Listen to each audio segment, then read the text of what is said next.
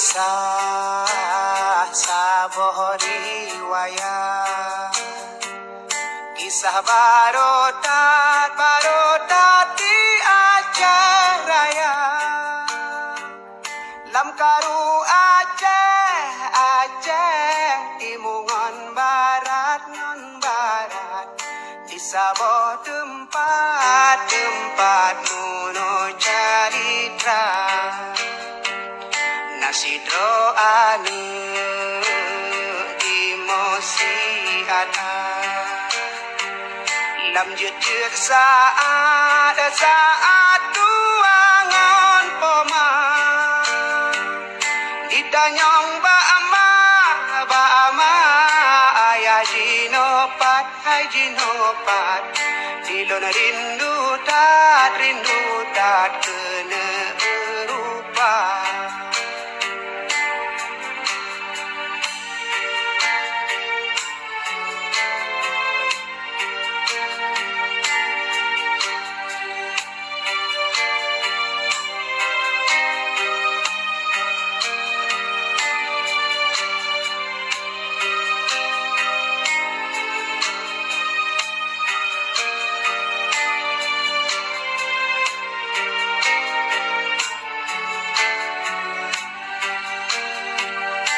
Mantong hudip mepat alamat, ulun jak sedot awak keraya. Nyoka meninggai mepat kejirat ulun jak siat lun baca doa. Hudip di poma dan di ayah, lun jatuh ngupah lun bibu gata. Kanasib gedanyo kenda ba Allah, hadapi susah tetap lun sabar.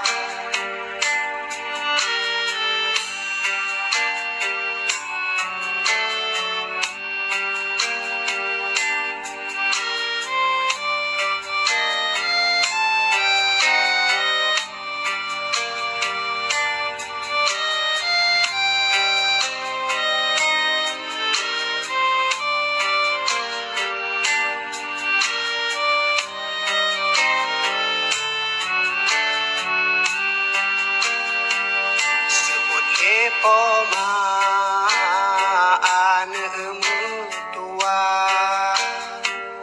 kendak ba Allah gedanyo sabar.